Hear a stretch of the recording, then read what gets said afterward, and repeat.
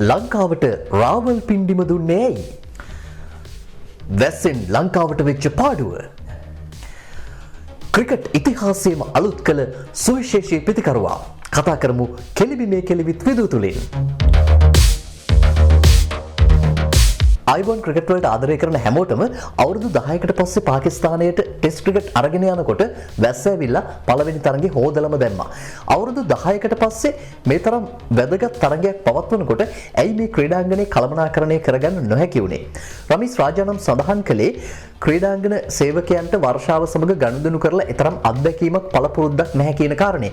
කෙසේ වෙතත් මේ වගේ ජාත්‍යන්තර තරඟයකදී ඒ වගේ පිළිතුරක් බලාපොරොත්තු වෙන්න පුළුවන් ද පාකිස්තාන ක්‍රිකට් පාලක මණ්ඩලයෙන්. වර්ෂාවකදී සාමාන්‍යයෙන් තනතිරුව සහ පන්දු යවන්නන්ගේ රණක් දෙක අවම වශයෙන් ආවරණය කළ යුතුයි. එතනින් එහාට කොයිතරමක් දුරට ක්‍රීඩාංගණය ආවරණය කරනවාද කියන කාරණේ තීරණය වෙන්නේ තරඟාවලියට පෙර ක්‍රිකට් පාලක මණ්ඩල දෙක අතර ඇතිවන එකඟතාවයට අනුව. කෙසේ වෙතත් මේ පැවැත්වෙන්නේ රටවල් දෙකක් අතර තරඟයක් විතරක් නෙවෙයි. මේක ලෝක කුසලාන ටෙස්ට් තරඟාවලියේ එක් තරගයක්. ඉතින් මේ නිසා මේ ක්‍රීඩාංගන ආවරණය ලෝක කුසලාන ටෙස්ට් තරගාවලියේ හැම තරගාවලියකටම එක හා සමානව යොමු කිරීම පිළිබඳව ICC ආයතනයේ අවධානය අනිවාර්යයෙන්ම යොමු විය යුතුයි. මොකද එහෙම නැත්නම් මේක යම් යම් කණ්ඩායම් වලට අසාධාරණයක් වෙන්න ඉඩකඩ තියෙනවා. අපි දැක්ක සිව්වන දිනේදී වර්ෂාව ඇදහැළුනේ නැහැ. නමුත් කලින් දවසේ ඇදහැලිච්ච වර්ෂාව නිසා ක්‍රීඩාංගනයේ ආවරණය කරලා නොතිබිච්ච අවුට්ෆීල්ඩ් එක සැහෙන්න තෙතබරිත වෙලා තිබුණා. ඉතින් මේ නිසා මේ ඒ වගේම සේවකයන් හිටියේ ඉතාමත්ම අඩු ප්‍රමාණයක්. සේවකයන් 6-7 දෙනෙක් විතර තමයි හිටියේ. පළවෙනි දවසේ අපි දැක්ක සේවකයන් 20 දෙනෙක් පමණයි හිටියේ මේ ක්‍රීඩාංගණය ආවරණය කිරීම සහ සියලු කටයුතු කරන්න. ඉතින් මේ දේවල් නිසා අපිට ක්‍රීඩාංගණය සකස් කරගන්න බැරි වුණා 4 වෙනි දිනේ තරඟය පවත්වීමට සුදුසු ආකාරයට. අඩුම තරමින් සෙෂන්ස් දෙකක් ප්ලේ කරන්න තිබුණා මේ ක්‍රීඩාංගණය නිවැරදිව කළමනාකරණය කළා නම්.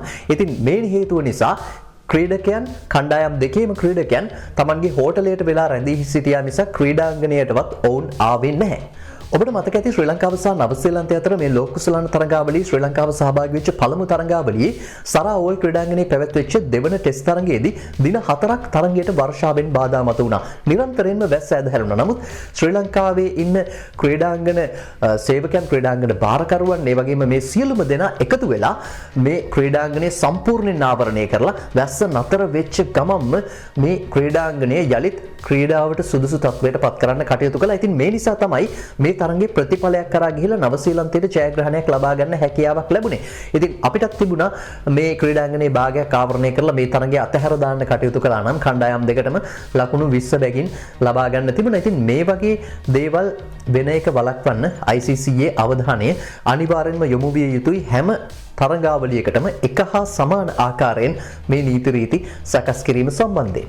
අනෙක් කරුණ තමයි විදුවට ගෙදර ඉඳලා අන්තර්ජාලයට ගිහිල්ලා විනාඩි කිහිපයක් මේ කාලගුණ වාර්තා පරීක්ෂා කරලා මෙන්න මේ දිනවල හරියටම වහිනවා කියලා සඳහන් කරන්න හැකියාවක් තියෙනවා නම් අන්තර්ජාතික තරඟාවලියක් සංවිධානය කරන සංවිධායකයන්ට ඒ හැකියාව නැති වෙන්න, ඒ තොරතුරු ලබා ගන්න නොහැකි වෙන්න හේතුවක් නැහැ. ඒ වගේම තරඟයේ දෙවන සහ තුන්වන දිනයට වර්ෂාවෙන් බාධා මතුවෙන්න ඉඩකඩ තියෙන බවක් තමයි අන්තර්ජාතික කාලගුණ වාර්තා පරීක්ෂා කළාම අපිට දැක ගන්න හැකියාවක් තියෙන්නේ.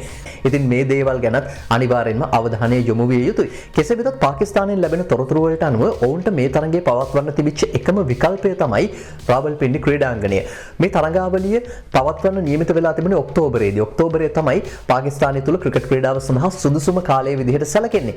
කෙසේ වෙතත් මේ තරඟාවලිය දෙසැම්බරය දක්වා කල් දාන්න සිදු වුණ ආරක්ෂක හේතුන් මත ආරක්ෂක තත්ත්වය පිළිබඳව ශ්‍රී ලංකාවට සෑහීමකට පත් වෙන්නට අවශ්‍ය වෙච්ච නිසා කෙසේ වෙතත් මේ උතුරු දිග පංජාබයේ ක්‍රීඩාංගණවල මේ තරඟ පවත්වන්නට හැකියාවක් ලැබෙන්නේ නැහැ. මොකද පසුගිය කාලවල පසුගිය වසර 10 පුරා ගත්තොත් දෙසැම්බර් මාසයේදී උතුරු දිග පංජාබයේ පවත්වපු තරඟවලදී එක් තරඟයක් 1993 සිම්බාබ්වේ කණ්ඩායම සමග පවත්වපු තරඟය හැරෙන්න අනිත් කිසිදු තරඟයක් විසඳුමක් සහිතව අවසන් වෙලා නැහැ.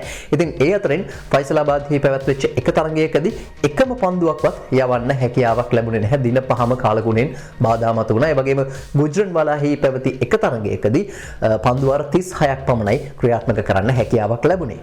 ඒ වගේම මුල්ටන් ෆයිසලාබාද් සහ පෙෂාවර් ක්‍රීඩාංගන අන්තර්ජාතික ටෙස්ට් තරගයක් පැවැත්වීමට සුදුසු මට්ටමට පසුගිය වසර 10 ඇතුළත නඩත්තු කරලා නැහැ. ඉතින් මේ නිසා මේ ක්‍රීඩාංගනවල තරග පැවැත්වීමේ හැකියාවක් නැහැ. ඊළඟට ඉතිරි වෙන විකල්පය තමයි ලාහෝරය.